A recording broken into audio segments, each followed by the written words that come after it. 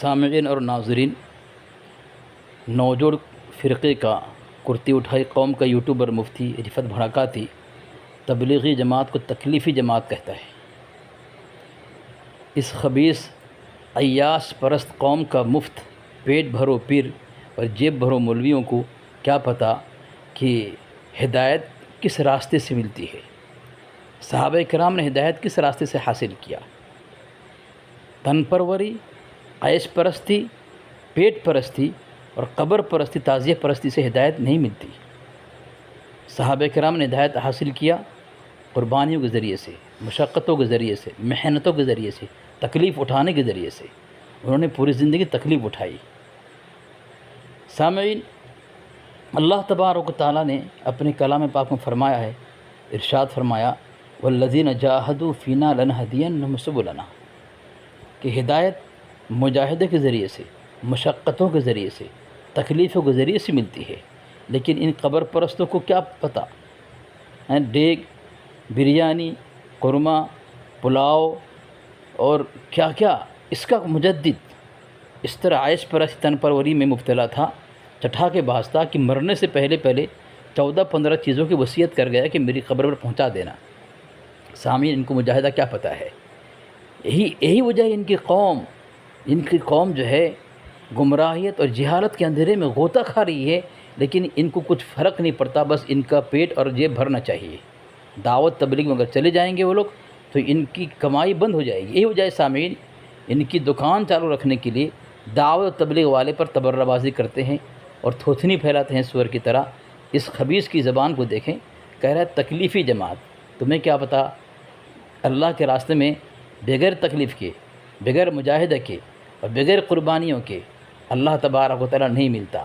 اس طرح تم اللہ تبارک و تعالیٰ کو تلاش کر رہے ہو قبر کے ذریعے، تعزیے کے ذریعے سے، قوالی کے ذریعے سے اور اس چادر گاجر کے ذریعے سے، اس طرح اللہ نہیں ملتا۔ ٹھیک ہے سامعین، سنیں کس طرح تبرہ بازی کر رہا ہے مردود۔ پہلے امتیاز پناہوی آپ یہ بتائیں کہ ان تکلیفی جماعت میں نکلنے والے جاہلوں کو، جس کو خود دین و شریعت کا صحیح علم نہ ہو، جو بقول آپ کے بھی اپنی اصلاح کے لیے تکلیفی جماعت میں جاتے ہیں، ایسے جاہلوں کو دوسرے لوگوں کی اصلاح کی ذمہ داری کس نے دی؟ کیا قرآن کریم کی کسی آیت میں جاہلوں، نااہلوں اور دین و شریعت سے بے خبر ناواقف لوگوں کو دوسروں کی اصلاح کی ذمہ داری دی گئی ہے؟ سامعین، اس مردود ناہنجار خبتی بواسری رفعت بھڑکاتی کی زبان اپنی سنی، تبصرہ سنا اپنے، کچھ نہیں آتا، جاہل گنوار ہے، تو ان کو کس نے اجازت دی؟ یہی وجہ ہے ان کی قوم جاہل ہے۔ اس کو پتہ نہیں ہے کہ دعوت تبلیغ میں جو اللہ کے راستے میں لوگ نکلتے ہیں، اس کی وجہ کیا ہے۔ جب اس کو پتہ ہی نہیں ہے تو اس مردود کو تبصرہ کرنے کا حق کس نے دیا ہے؟ تو سامعین، اس کی وجہ کیا ہے اور حقیقت کیا ہے، میں دعوت تبلیغ کی ذمہ دار اور داعی کبیر حضرت مولانا ابراہیم دیولہ صاحب دامت برکاتہ العالیہ کی زبانی سنیں، جو اپنے دلوں کے اندر امت کا غم اور فکر کوڑھن لے کے پھر رہے ہیں ملک در ملک۔ ان کی زبان سے آپ وضاحتی گفتگو مختصر وقت میں سن لیں، آپ کو اندازہ ہوگا انشاءاللہ۔ اگر تعصب اور حسد اور عناد، بغض کو نکال کر سنیں گے تو۔ اس لیے میرے دوستو، یہ دعوت جو ہے ایک طرف ہماری اپنی زندگیوں کو صحیح بنانے کے لیے کہ ہر آدمی کی انفرادی زندگی وہ سنتوں والی بنے، ہر آدمی کی انفرادی زندگی کیسی بنے؟ سنتوں والی۔ صبح میں کیا سنت ہے، شام میں کیا سنت ہے، گھر سے نکلنے والا کیا سنت ہے، مسجد میں جانے کا، ہر آدمی کی انفرادی زندگی سنتوں والی، اجتماعی زندگی نصرتوں والی۔ یہ ہماری ترتیب ہے، اجتماعی زندگی نصرت والی، کہ اللہ نے حکم دیا ہے کہ مل جل کر دین کے مددگار بنو۔ سن لیا سامعین، اجتماعی زندگی سنتوں والی بنے اور سب کی اصلاح ہو۔ اصلاح کے لیے اللہ کے راستے میں نکلا جاتا ہے، اور ضروری نہیں ہے اس راستے میں نکلنے والے ہر شخص نادان ہو، بیوقوف ہو، جاہل ہو، ان پڑھ ہو۔ اس میں مفکر بھی ہیں، مدبر بھی ہیں، علماء بھی ہیں، داعی بھی ہیں، تو ان کی ذمہ ہے۔ ان کے یہاں کچھ بھی ہو جائے، کرتی اٹھا کے خوب رقص کرے، عشق رسول کے نام پر اسلام اور دین کو بدنام کرے، ان کے ہاں کوئی منع نہیں کرتا۔ شرابی کو ان کے امام شراب سے نہیں روکتا، جواڑی کو ان کا امام، ان کا خطیب جوا سے نہیں روکتا، زیناکاری سے ان کے امام، ان کے علماء نہیں روکتے۔ اور یہ کیوں روکیں گے سامعین؟ جب ان کے دھرم کا عقیدہ ہے کہ شراب کھانے میں اور انڈی کھانے میں اگر یہ مر جائے تو جنت میں جائیں گے، استغفر اللہ معاذ اللہ۔ اور دیوبندی وہاں بھی طواف کرتے ہوئے لبیک کہتے ہوئے اگر احرام کی حالت میں انتقال کر جائے تو نعوذ باللہ من ذالک ان کا عقیدہ جہنم میں جائیں گے۔ سامعین، ان کی عوام طواف کیوں کرے، حج عمرہ کیوں کرے، نماز کیوں پڑھے؟ تو ان کے ہاں تو یہی جنت کا راستہ ہے، نعوذ باللہ من ذالک، کہ طوائف کے اڈے میں، شراب کے اڈے میں جائے۔ تو یہ ہے ان کی تربیت، اس طرح کرتے ہیں خبیث لوگ۔ اپنی قوم کی اس طرح تربیت کریں گے تو قوم کہاں جائے گی؟ بتائیں نا سامعین، یہ بالکل عیاں ہے، ان کو نکلنا نہیں ہے۔ ان کی عوام جو ہے سامعین دعوت تبلیغ میں لگ کر کے ان کی جہالت ختم ہوگی اور دینداری پہ آئے گی تو ان کا جیب اور پیٹ خالی رہ جائے گا، یہی وجہ ہے گمراہ کرتے ہیں۔ تو سامعین، اس مردود کو تبصرہ کرنے کا حق کس نے دیا ہے؟ جبکہ سامعین اس کو چاہیے تھا کہ دعوت تبلیغ میں لگ کر کے 3 دن 4 دن 4 مہینے جا کر کے وہاں دیکھتا، تحقیق کرتا، اس کے بعد ان کے افعال، رات و دن کے کام، ان کا عمل دیکھ کر کے تبصرہ کرتا، کسی کتاب کو دیکھے بغیر، کسی کی بات سنے بغیر خود جا کر دیکھتا۔ اصول یہی ہے کہ بھئی جو جس کام میں لگے ہوئے ہیں ان کی تحقیق کرو، یا پھر وہ خود ہی تبصرہ کریں گے ان کے کام کے متعلق۔ مخالف اور فریق ان کے متعلق کچھ نہیں کہہ سکتا کہ تم ایسا کرتے ہو، جبکہ ان کو دیکھنا چاہیے، میدان میں اترنا چاہیے، لیکن نہیں، بس ان کا کام ہے بس کرتی اٹھا دو اور رقص کرنا شروع کر دو۔ تو سامعین، ان کا اصول یہی ہے کہ بھئی مثال کے طور پر یہ تو فروعی مسائل ہے، کفر کے مسئلے میں بھی ان کا اصول یہ ہے کہ بھئی متعلقہ فریق کو یہ حق ہے کہ اپنے عقیدے کی تشریح کرے، مخالف فریق کو حق نہیں ہے کہ دوسرے کے متعلق تشریح کرے۔ اگر اس کو اتنا جو ہے، اس کو اتنی کھجلی ہے، بواسیر کی بیماری ہے، وہ چلا جاتا اس میدان میں جا کر کے دیکھتا، 4 مہینے 40 دن 3 دن جماعت میں جاتا، پھر دیکھتا میدان میں اتر کر کے۔ جبکہ سامعین اس کے بغیر ایک تبصرہ کر رہا تو اتنے چلا رہا ہے۔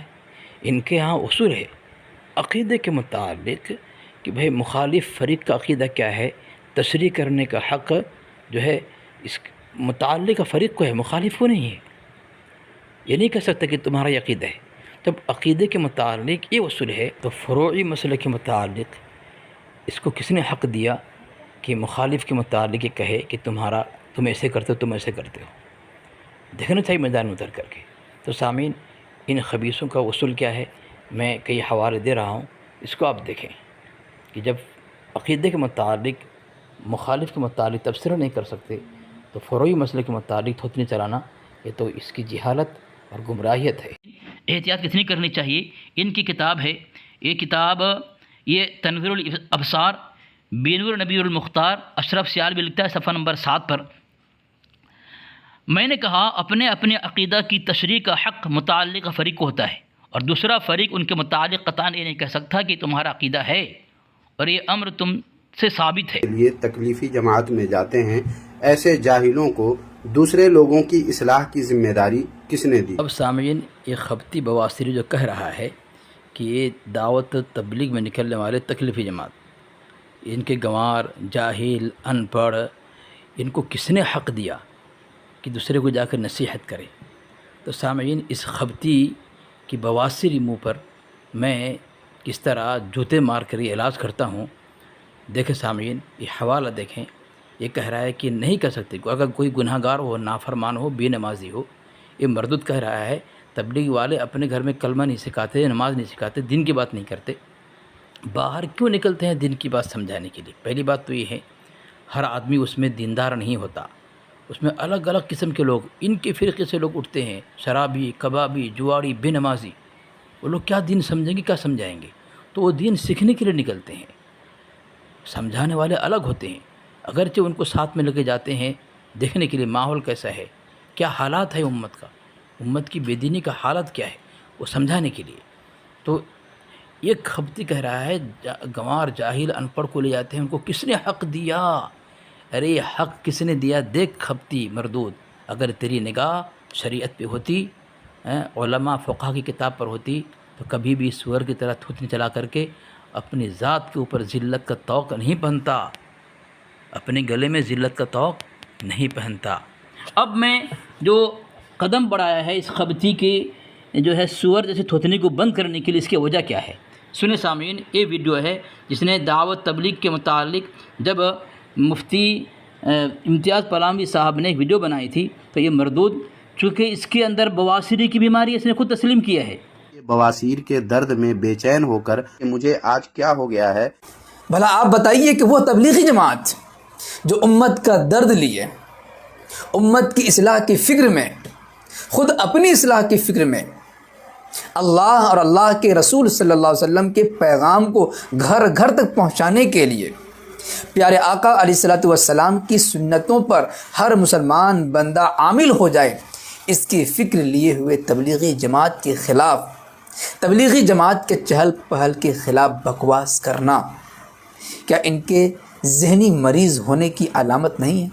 اس ویڈیو کے خلاف جو مفتی امتیاز پلاموی صاحب دامت برکاتہ العالیہ نے بنائی تھی، تو رفعت کاڑی بھڑکاتی نے اپنی سور جس نے چلائی اور بکواسات کی اور اپنے منہ سے ہگا سامعین کس طرح، وہ آپ سماعت فرمائیں۔ پہلے امتیاز پلاموی آپ یہ بتائیں کہ ان تکلیفی جماعت میں نکلنے والے جاہلوں کو، جس کو خود دین و شریعت کا صحیح علم نہ ہو، جو بقول آپ کے بھی اپنی اصلاح کے لیے تکلیفی جماعت میں جاتے ہیں، ایسے جاہلوں کو دوسرے لوگوں کی اصلاح کی ذمہ داری کس نے دی؟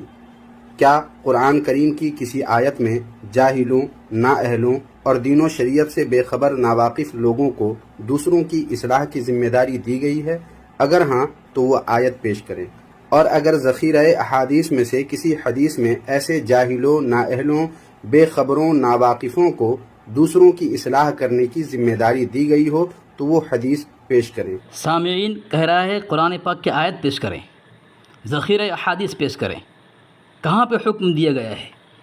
حقیقی معنی میں ہمیشہ کہتا ہوں، چاہے اس کا اعلیٰ ہو یا اس کا ادنا، چاہے پلنگ خاص میں وقت گزارنے والا ہو یا کنیزے کے ساتھ حجرے میں وقت گزارنے والا ہو، کوئی بھی ہو سامعین، چاہے کرتی اٹھائی کوئی بھی فرد ہو یا نوجوڑ کی محقق میں تحقیق میں غرق ہونے والا محقق ہو، جب بھی سامعین یہ تھوتنی پھیلاتے ہیں ہمارے اکابر کے خلاف، اپنے گھر کی ہی مٹی کو پلید کرتے ہیں سامعین۔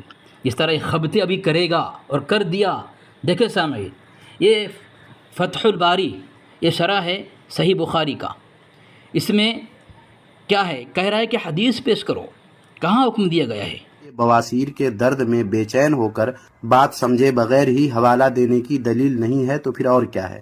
تو خبتی اپنی بواسیری کی بیماری کا علاج کرا لے علی اصغر کے ہاتھ۔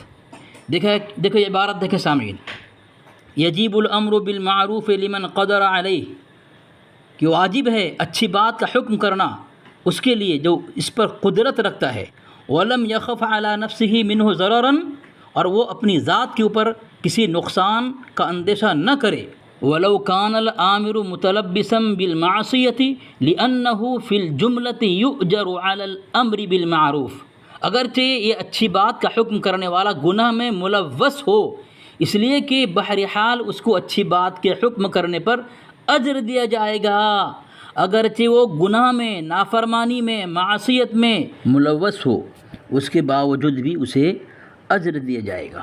یہ تو خبتی بھڑکاتی کے اوپر ایک ذلت کا طوق ہو گیا۔ دوسرا حوالہ یہ دیکھیں سامعین، یہ آپ کے سامنے ہے المعجم الصغیر للطبرانی، اس میں ہے عن انس قال قلنا یا رسول اللہ صلی اللہ علیہ وسلم لا نأمر بالمعروف حتى نعمل به ولا ننهى عن المنکر حتى نجتنبه كله، فقال رسول اللہ صلی اللہ علیہ وسلم بل مروا بالمعروف وإن لم تعملوا به وانهوا عن المنکر وإن لم تجتنبوه كله۔ انس رضی اللہ تعالی عنہ سے روایت ہے کہ ہم نے عرض کیا یا رسول اللہ صلی اللہ علیہ وسلم، ہم بھلائیوں کا حکم نہ کریں جب تک خود تمام پر عمل نہ کریں، اور برائیوں سے منع نہ کریں جب تک خود تمام برائی سے نہ بچیں۔ حضور اقدس صلی اللہ علیہ وسلم نے ارشاد فرمایا، نہیں بلکہ تم بھلی باتوں کا حکم کرو اگرچہ تم خود ان سب کے پابند نہ ہو، اور برائیوں سے منع کرو اگرچہ تم خود ان سب سے نہ بچ رہے ہو۔ اگرچہ مکمل عامل نہیں ہے اور مکمل دین پر نہیں چل رہا ہے، کچھ اعمال اس سے چھوٹ رہے ہیں اور کچھ اعمال بجا لا رہا ہے اور گناہ کر رہا ہے، اس کے باوجود بھی اسے حکم ہے نیکیوں کا حکم کرے اور برائیوں سے روکے۔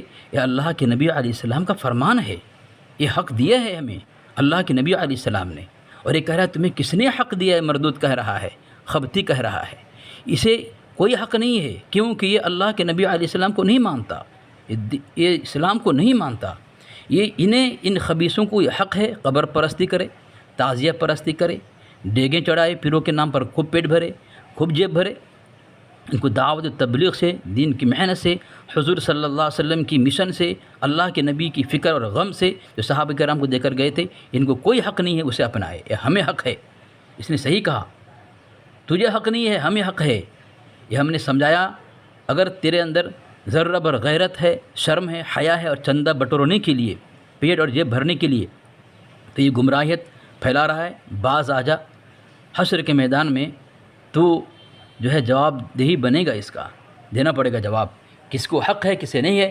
ہمیں حق ہے، ہم کر رہے ہیں، تجھے جو حق تھا تو کر رہا ہے، تو شیطان کا حق ادا کر، اور ہم اللہ، اس کے نبی اور صحابہ، ان کا حق ادا کریں گے، جو مشن اور غم، جو فکر، جو کڑن، جو درد اللہ کے نبی علیہ السلام نے صحابہ کو، امت کو دے کر گئے ہیں، دعوت تبلیغ کے نام سے، اس فکروں سے اور اس راستے پہ چل کر ہم حق ادا کرنے کی کوشش کریں گے، امید اللہ سے رکھیں گے، اللہ قبول فرمائے۔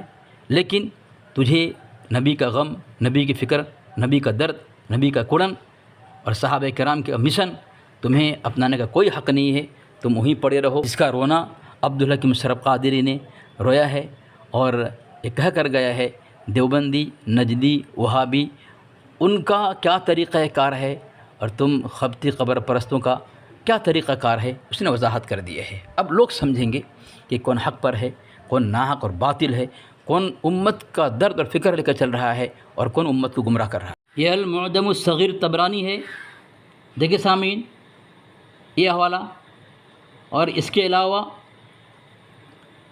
کئی میں نے دیا سامعین، سب میں یہی بات لکھی ہوئی ہے، سب میں یہی بات لکھی ہوئی ہے کہ اگر اس پر واجب ہے کہ اچھی بات کا حکم کرنا، اس کے لیے جو اس پر قدرت رکھتا ہے، چاہے وہ گناہ گار کیوں نہ ہو، گناہ کیوں نہ کرتا ہو، یجب الامر بالمعروف لمن قدر علیہ ولم یخف علی نفسہ منہ ضررا ولو کان الامر متلبسا بالمعصیۃ لانہ فی الجملۃ یؤجر علی الامر بالمعروف متلبسا بالمعصیہ، اگرچہ وہ گناہ کے اندر ملوث ہے۔ اتنی صاف اور صریح بات کو سامعین یہ مردود کہہ رہا ہے کہ دیکھو کس طرح تھوتنی چلا رہا ہے کہ کیا کرنے کی کیا ضرورت، وہ خود اپنی فکر نہیں کرتے، کلمہ نہیں سکھاتے، نماز نہیں پڑھتے، تو ان کو کیوں دوسری کی نصیحت کرنے کی کیا ضرورت۔ سامعین پہلی بات تو یہ ہے، جو لوگ کچھ نہیں جانتے ان کو سکھانے کے لیے لے کے جایا جاتا ہے، حالانکہ وہ جاتے نہیں کسی کو دعوت دینے کے لیے۔ ان میں سے جو امیر ہوتے ہیں، جو ذمہ دار ہوتے ہیں، سمجھ بوجھ رکھنے والے ہوتے ہیں، جن کو کچھ دینی معلومات ہوتی ہے، وہ جاتے ہیں ملاقات کے لیے۔ اور یہ مردود کیا کہہ رہا ہے کہ کیا ضرورت جانے کی ان کو، یعنی اتنی چڑ دعوت تبلیغ سے، اتنی نفرت، وجہ کیا ہے کہ لوگ دین پر نہ آئیں۔ سامعین یہی وجہ ہے، دین پر نہ آئیں، ان کی بے دینی غالب رہے دوسرے کے اوپر۔ اب سامعین اس کی وجہ، اس کا اعلیٰ حضرت نے خود سنت نوافل معاف کر لیا اپنے اوپر سے، تو سامعین اس کی نحوست، اس کی نوجوڑ قوم پر کس طرح اللہ کا عذاب بنا دیکھیں۔ کیا کہ یہ خود جو ہے، یہ دیکھیں الملفوظ ہے، حصہ چہارم ہے، صفحہ نمبر 45 ہے، کیا لکھا؟ بحمد اللہ، میں اپنی حالت پاتا ہوں کہ نفل یہ سنتیں بھی ایسے شخص کو معاف ہیں، نفل البتہ اسی روز سے چھوڑ دیے ہیں۔ بتائیں، سنت نفل معاف۔ اب یہ دیکھیں سامعین، جب سنت نفل معاف کر لیا تو اس کی نحوست اس کی قوم پر کیا پڑی؟ عبداللہ بن مبارک رحمۃ اللہ علیہ کا قول ہے، من تہاون بالادب عوقب بحرمان السنن ومن تہاون بالسنن عوقب بحرمان الفرائض وتہاون بالفرائض عوقب بحرمان المعرفہ۔ جو شخص ادب کو کم تر سمجھتا ہے اسے سنتوں سے محرومی کی سزا ملتی ہے۔ اس کے اعلیٰ حضرت کو سزا ملی سنت سے محرومی کی اور نوافل کی محرومی سے۔ جو سنتوں کو کمتر سمجھتا ہے اسے فرائض کی محرومی کی سزا ملتی ہے، اور جو فرائض کو کمتر سمجھتا ہے اسے معرفت کی سزا دی جاتی ہے، معرفت کی محرومی کی سزا اسے دی جاتی ہے۔ اس کی قوم جو ہے سامن یہی وجہ ہے کہ میلاد پر جمعہ کو قربان کر دیا، کیونکہ اس دھرم کا عقیدہ ہے کہ انگلیسیہ میلاد پر 1000 عید سے افضل۔ پھر کیا تھا، لہنگا اٹھا کر انگلیسیہ جشن میں کود پڑا پورا نوجوڑ فرقہ، اور لہنگا اٹھائی بے غیرت قوم۔ سامعین اب آپ ہی بتائیں، آپ اہل سنت جماعت کی تبلیغی جماعت دعوت تبلیغ میں ان حدیثوں کو سر آنکھوں پر رکھتے ہوئے گناہگار ہونے کے باوجود دعوت و تبلیغ میں اپنی جان و مال اور وقت لگا کر اپنی آخرت بنانے کی تیار ہیں، یا ان رضاخانی قبر پر پیشاب کرنے والی قبر پرست اور تعزیہ پرستوں کے بے دینی اور بددینی والا دھرم کو اپنا کر اپنی آخرت برباد کریں گے؟ جو فسق میں ڈوب کر جھوٹے عشق کا دعویٰ کرتے ہیں، دعوت تبلیغ کے نام پر ان کے ایک جماعت بنی تھی الیاس عطار کی، اس پر بھی کفر کا حکم وہابی سے بڑا گستاخ قرار دے کر کیا حکم لگایا؟ اپنی عوام کو جو فرقہ جہالت کے اندھیرے میں ڈھکیل دیا اسے اپنائیں گے؟ آپ کسے اپنائیں گے؟ تعزیہ پرستوں کو، اس دھرم کو جن کی قوم جتنی جہالت کے اندھیرے میں رہے گی ان کے مولویوں کا اتنا پیٹ بھرے گا، اتنا فائدہ ہوگا۔ اس لیے یہ پیٹ پالو کتا خبتی بواسری رفت بھڑکاتی نہیں چاہتا کہ ان کے عوام علم کا راستہ اختیار کرے۔ اب آپ ہی فیصلہ کریں سامعین، جس کا رونا ان کے علماء اس طرح رو کر گئے ہیں۔ ایک کتاب دیکھیں کیا روا ہے، خدا کو یاد کر پیارے، عبدالحکیم شرف قادری، یہ چھوٹا موٹا نہیں ہے اس کا دھرم کا، یہ جو ہے اس کی تائید جو حسام الحرمین میں ہے۔ کیا لکھ رہا ہے صفحہ نمبر 71 پر، مال سنی بحر قوالی و عرس، مال نجدی بحر تعلیم است و درس، یعنی جو اس کا رضا خانی تاجہ پرست ہیں ان کا مال کہاں خرچ ہوتا ہے؟ عرس میں، قوالی میں، اور نجدی وہابی کہاں خرچ ہوتا ہے؟ تعلیم میں اور درس میں، مدرسوں کے اندر دین کو بچانے میں۔